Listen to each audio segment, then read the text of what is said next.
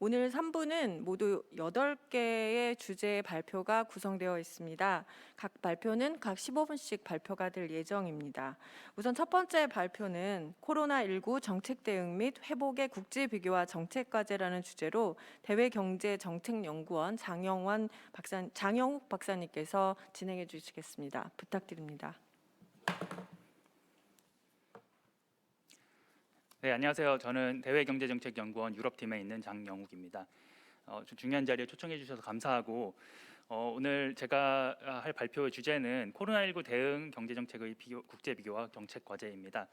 저와 저희 연구원 국제거시팀에 계시는 윤상아 박사님께서 같이 연구한 연구를 바탕으로 저희 발표를 하려고 하고요.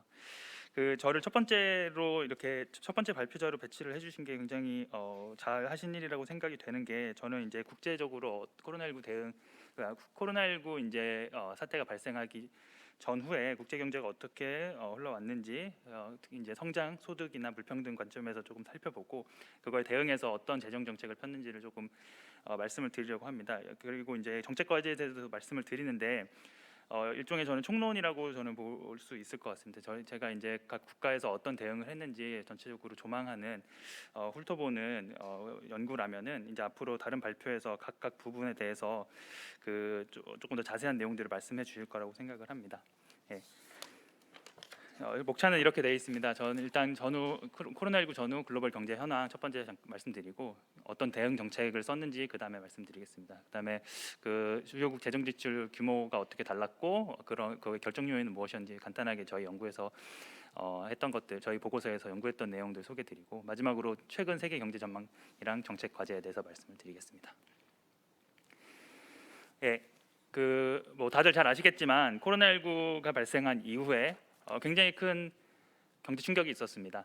예, 그 경제 충격은 지금 제가 아래 표에 비교를 해놨는데, 2008년에 금융위기, 전 세계적인 글로벌 금융위기가 있었던 그 당시보다 더 컸고 그 회복도 더 느리게 일어납니다.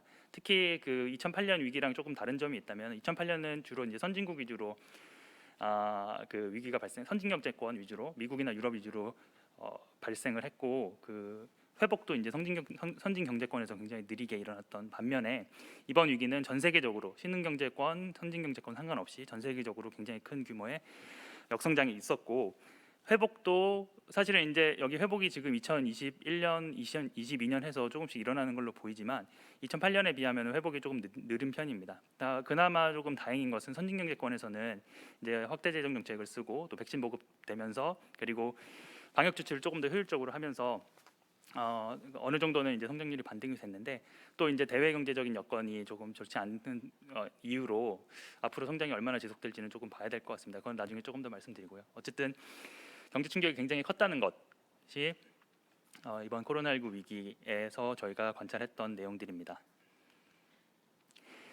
경제 피해는 특히나 코로나19 피해가 컸던 곳에서 더 컸던 것으로 나타납니다. 초기에는 코로나19의 피해보다는 방역 대응의 강도가 경제 피해의 규모를 좌우했습니다. 당연히 이제 봉쇄 수준의 강력한 방역 대응을 하면은 수요도 위축되고 공급도 위축되기 때문에 생산도 잘 안 되고 하기 때문에 경제 피해가 있을 수밖에 없는데, 그런 식으로 해서 유행을 어느 정도 통제를 하고 유행 규모를 일정 정도 수준 이하로 계속해서 컨트롤을 한다면 그 다음에는 어느 정도 회복이 일어나는 것으로 보입니다. 그래서 제가 오른쪽 위에 표를 그려놨는데, 요 위에 표에 보시면은 왼쪽에 이제 경제 성장률 하락분, 그러니까 2019년부터 2020년까지 얼마나 경제 성장률이 떨어졌는지 퍼센터지 포인트로 보여드린 거고요. 그거는 이제 오른쪽에 보시면 밑에 X축에 보시면은 100만 명당 코로나19 사망자, 코로나19 피해 크기랑 굉장히 큰 역인과관계, 역상관관계를 보여주는 걸로 나타납니다. 그래서 코로나19 피해가 컸던 곳에서 경제 피해도 역시 컸던 것으로 나타납니다. 2021년에는 주로 이제 회복이 일어났는데, 회복 역시 피해가 컸던 곳에서 당연히 2021년 이제 어떤 기저효과 때문에 성장률이 조금 더 컸긴 했지만, 그래도 코로나19 피해가 적었던 곳에서 성장도 이제 회복도 조금 더 빨리 일어나는 것으로 나타납니다. 우리나라도 2020년에 OECD 국가 중에서는 제일 경제 피해가 적었던 편이고, 마이너스 0.9% 역성장해서 굉장히 적었던 편이고, 회복도 2021년에 상당히 빠르게 한 편입니다. 예. 저 불평등 차원에서 이제 조금 말씀드릴 게 몇 가지 있습니다. 이제 소득, 그다음에 고용, 그다음 산업 이렇게 세 가지 측면에서 말씀을 드리려고 하는데 그 코로나19 발생 이후에 그 아까도 말씀하셨지만 이제 가장 취약한 계층이 가장 큰 타격을 받았습니다. 그것은 국가 간 불평등에서도 마찬가지로 더 소득이 적었던 나라에서 그 피해가 더 컸던 것으로 나타납니다. 그러니까 2017년에서 2021년 사이에 국가 간 불평등을 그 예상을 해봤더니 예측을 해봤더니 1.2%더 악화하는 것으로 추정이 됐습니다. 그 기존에는 계속해서 국가 간 불평등, 국가 간 격차가 계속해서 줄어들고 있는 추세였는데 코로나19가 생기면서 다시 격차가 벌어지는 것으로 관찰이 됐고요.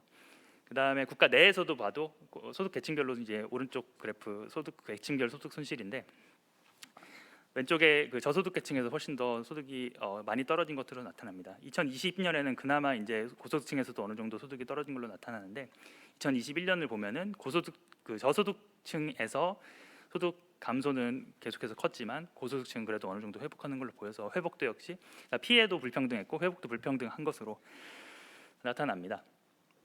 예. 그다음 고용 역시 조소득 국가, 그다음에 중소기업에서 더 크게 타격을 받은 걸로 나타납니다. 그 근로 시간을 보면은 팬데믹 이전 수준을 회복하지 못하고 있는데 이제 선진국은 조금 더 지금 왼쪽 표에 보시면 왼쪽 그래프에 보시면 선진국은 조금 그래도 회복을 하고 있는 편이고 중소득 국가들이나 저소득 국가에서는 회복 국면에 아직 진입하지 못한 것으로 보입니다. 예, 그다음 사업장 규모별로 봐도 50인 미만 사업에서 근로 손실이 더 많이 발생한 것으로 나타납니다. 고용 역시 불평등한 영향을 받았다는 것을 알 수 있고요. 산업 간 산업 내에서 볼 때 그 산업 수준으로 봐서도 역시 그 비대면 산업과 대면 산업 사이의 양극화가 굉장히 심각하게 나타납니다. 지금 여기서 저 건설, 제조, 도매 같은 그 컨택트가 그 사람 간의 어떤 접촉이 많이 일어나지 않은 산업들은 기존의 트렌드를 금방 회복을 했고 소매업이나 항공이나 교육 같은 것들은 상대적으로 회복이 느린 것으로 나타납니다. 여기에 이제 뭐 금융업이나 보험업이나 이런 조금 더 IT나 이런 것들을 포함하면 격차가 더 크게 나타납니다. 예. 대면 부문 내에서도 그 좀 잘 되는 기업은 오히려 잘 되는 측면도 있었습니다. 이 빠르게 그 변화하는 이 어떤 경제 상황에 적응을 잘한 곳은 어느 정도 성장을 유지한 반면에 그렇지 못한 기업들이나 그렇지 못한 회사들은 오히려 이제 회복을 못하게 되는 어떤 그런 차이가 굉장히 크게 나타나게 됩니다. 그래서 코로나19 전후에 이제 굉장히 큰 타격을 받았다는 것 잘 알려진 사실이고요. 그 타격은 소득 측면에서도 고용 측면에서도 그다음에 산업 측면에서도 굉장히 불평등하게 나타났다는 것을 그 전 세계적으로 볼 수가 있습니다. 그래서 이제 국가들이 이런 것들을 어떻게 하면 그 대응을 해볼까 하고 여러 가지 재정 정책을 썼습니다. 이 재정 정책을 어떤 것을 썼는지에 대해서는 연구가 많이 되어 있는데 저희가 그 연구들을 저희 보고서에 좀 정리를 해봤습니다. 일단 유형별로 보면은 5가지 정도로 저희가 나눠봤습니다. 그 재난 지원, 첫 번째는 재난 지원이고요. 코로나19가 발생해서 이제 직간접적으로 경제 위기가 발생하고 그로 인해서 생계 곤란을 겪는 뭐 실업자, 자영업자, 소상공인, 저소득층에 대한 복지 차원의 지원이 재난 지원이라는 형태로 지급이 됐습니다. 예, 저희 우리나라도 역시 몇 차에 걸쳐서 재난 지원금을 지급을 했고요. 그다음은 손실 보상입니다. 이거는 조금 더 직접적인 그 방역 조치로 인해서 직접적인 피해가 발생했을 때 거기에 대한 보상을 하기 위해서 마련한 지출이고요. 손실 보상이라는 이름으로 지출이 됐습니다. 세 번째가 되게 중요한데 이거는 보건의료 지출입니다. 코로나19는 기본적으로 보건 위기이기 때문에 그 의료진, 의료기관들을 동원을 해야 되고 그 동원에 따른 국가가 동원하는 데 따른 보상이 반드시 필요했습니다. 그 다음에 그 1급 감염병이었기 때문에 격리도 필요했고 또 입원 병상도 따로 마련을 했었어야 됩니다. 호흡기 병상을 따로 마련을 했었어야 되고 그다음 마스크나 개인 보호 장비 같은 것을 국가가 좀 앞장서서 구매를 하고 마련을 하는 일들도 있었고 좀 중요한 게 이제 백신이랑 치료제 역시 개발하고 구매하는데 굉장히 큰 비용이 지출이 됐습니다. 그런 것 역시 이제 코로나19 대응하는 경제 정책이라고 할 수가 있고요. 네 번째는 경기 부양입니다. 이게 경기 침체가 있기 때문에 그 경기 침체를 좀 완화하기 위해서 현금 지급, 뭐 세금 면제, 금리나 양적 완화 등의 대응책들을 사용해서 유동성을 공급하는 정책들이 사용이 됐습니다. 마지막으로 경제구조 전환 지원인데 아까 그 기조연설에도 말씀하셨고 우리 일상회복지원위원회에서 계속해서 강조를 했고 저희 이제 그 오늘 행사의 제목도 더 나은 대한민국인데 그 회복을 하긴 해야겠는데 예전으로 돌아가면 안 된다. 조금 더 나은 일상을 만들어야 된다라는 의미에서 그 경제 구조를 전환해야 되는데 이 대규모 재원 지출을 하기 시작했습니다. 대표적인 게 미국의 그 재건법, 빌드 백 베터 법, 그다음에 유럽의 넥스트 제너레이션 EU 펀드, 우리나라에서는 한국판 뉴딜 같은 것들을 했는데 이런 것들에도 또 역시 대규모 지출이 일어났습니다. 이렇게 5가지로 제가 분류를 해봤는데 이 5가지는 뭐 한 가지 지출이 한 가지 성격만 한 가지 목적만 가지고 있는 건 아니고 여러 가지 중첩된 목적을 가지고 지출이 이루어졌던 것을 알 수 있습니다. 조금 구체적인 사례를 제가 시간 관계상 다 말씀드리지는 못하는데 제가 좀 그 재정 지출을 유형별로, 그러니까 시기별로 조금 구분을 해봤습니다.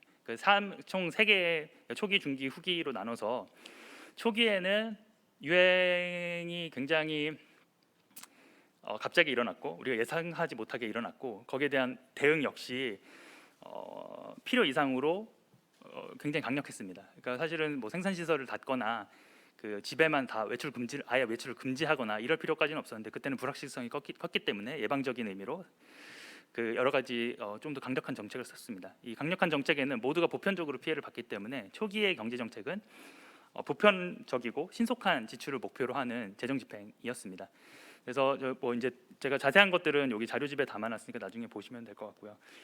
그 독일이나 뭐 프랑스, 뭐 일본, 미국 전부 다 보편 지급 이제 재난지원금을 보편적으로 지급을 했고 영업 성실에 대해서 보상을 했고 그다음에 고용을 유지하기 위해서 기업들의 고용 유지 지원금 같은 것들을 지급하고 이렇게 했습니다. 저소득층이나 그 중소기업의 대출도 조금 더 많이 할 수 있게 그 금융에 대한 접근성을 조금 열어놨고요.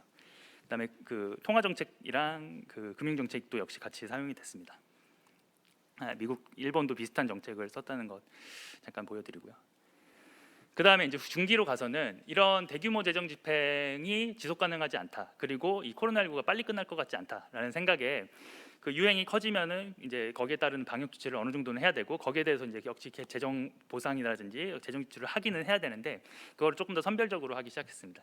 그리고 그 동시에 포스트 코로나를 대비해서, 그러니까 코로나 이후를 대비해서 대규모 투자, 인프라 투자 를 많이 했습니다. 그 대표적인 게 아까 말씀드린 미국의 이제 빌드 백 베터 더 나은 재건법이라고 해서 그 인프라 그 코로나19 대응에 지출을 하고 그다음에 일자리나 인프라에 지출을 하고 또 이제 인적 자본에 대한 지출을 하는 여러 가지 프로그램들을 대규모, 그러니까 6조 달러 규모의 대규모 법을 발의를 했습니다. 이게 이제 2개는 통과가 되고 하나는 아직 통과가 안 됐고 앞으로도 통과가 안 될 것 같긴 한데 어쨌든 이런 것들을 시도를 했고요.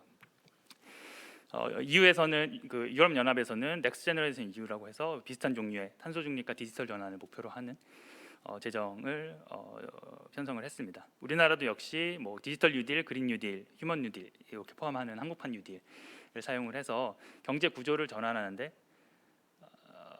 지출을 해야겠다라는 어떤 그런 움직임들을 보여줬습니다. 여기서 키워드는 탄소 중립, 그러니까 기후 변화 대응 혹은 기후 위기 대응, 그리고 디지털 전환, 그다음 불평등 해소 이런 것들이 키워드가 돼서 그 뭐 유럽이나 미국이나 영국이나 좀 일본이나 뭐 비슷한 정책들을 여러 가지로 많이 폈던 것으로 나타납니다.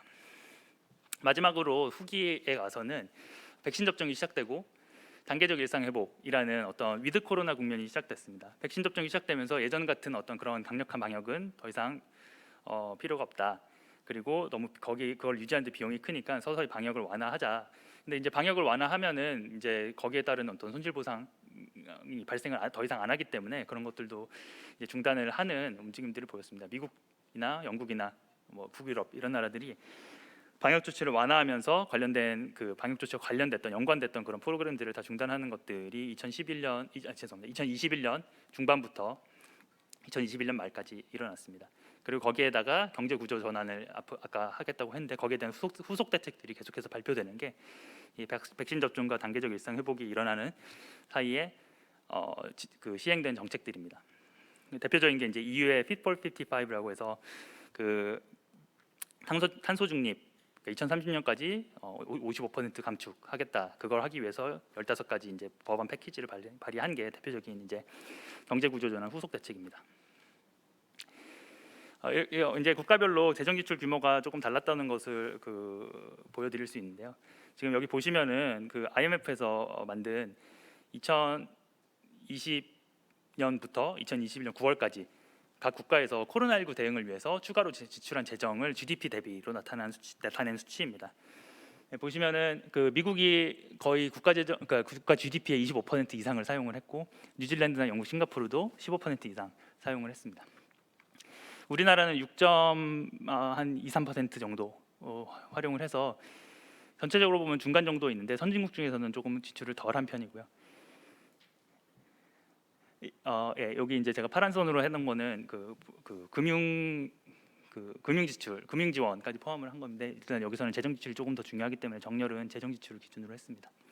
이렇게 국가별로 재정을 지출한 규모가 차이가 났었는데, 예, 이건 그림으로 보여드린 거고요. 지금 예, 이렇게 차이가 났었는데 그 차이가 났던 이유는 저희 보고서에서 이제 상관관계를 조금 보려고 해봤는데 아무래도 이제 GDP, 그러니까 국가에서 소득이 높은 나라들, 그 기존에 이제 돈을 조금 그러니까 활용할 재원이 많은 나라들에서 당연히 추가 재정 지출이 많았고, 또 전년도에 부채 비율이 높은 나라에서 오히려 더 그 추가 재정 지출이 많았던 걸로 나타납니다. 돈을 많이 써본 경험이 있고 써본 제도나 어떤 그런 정책이 있는 나라에서 조금 더 돈을 많이 썼다는 게 나타나고요. 보시면은 오히려 그 유행 규모나 정부 대응 강도는 별로 상관관계가 안 나타나고 GDP와 전년도 국가 부채, 혹은 기축통화 사용 여부 이런 것들이 추가 재정 지출 규모를 크게 만들었던 걸로 나타납니다. 예, 좀 시간이 없어서 최근 경제 성장 전망은 조금 간단하게 말씀을 드리겠습니다. 그렇게 해서 재정 지출을 많이 하고 그렇게 했는데 이제 지금은 사실 이제 아까 말씀드렸듯이 코로나19의 영향보다는 다른 대외 경제 여건의 영향을 더 많이 받는 상태여서 코로나19 대응보다는 다른 것들을 조금 더 신경을 쓰는 상황이라고 말할 수 있을 것 같습니다. 특히 이제 우크라이나 전쟁, 그다음에 이제 그 공급망 압박이나 뭐 이런 것 때문에 나타난 물가 상승 굉장히 큰 문제고, 물가가 상승하다 보니까 거기에 대한 이제 반응으로서 통화 긴축을 해야 되고, 그다음에 이제 중국이나 아직 제로 코로나 정책을 펴는 나라들의 어떤 방역 정책 불균형 혹은 불확실성 때문에 계속해서 이제 세계 경제 앞으로 경제는 조금 예상했던 것보다는 조금 적게 성장을 하지 않을까 생각을 합니다. 그래서 최근에 OECD에서 발표한 거 보면은 그 전에는 4.5% 성장을 하겠다고 말하다가 지금은 3% 성장이라고 1.5% 포인트나 떨어뜨리는 그 이제 불확실성을 반영해서 그렇게 떨어뜨리는 양상을 보여줬고요. 아까 말씀드렸듯이 이제 물가 상승이 가장 큰 지금 리스크 요인이라고 할 수 있고요. 이게 이제 당연히 전쟁 요인도 있고, 그다음에 중국의 봉쇄 같은 영향, 그다음에 그 코로나19가 장기화되면서 그런 노동 공급 부족이라든지 부품 확보 어려움 이런 것들도 종합적으로 작용을 해서 물가가 계속 오르고 있고, 그다음에 재정 지출을 많이 했기 때문에 그런 걸 통해서 이제 성장을 하고 한 것도 있지만 또 부채가 많이 늘어나고 앞으로 이제 자산을 그 재정을 사용할 수 있는 여력이 조금 줄어든 것도 사실입니다. 자산 시장 여건도 조금 불리하게 형성이 됐고요.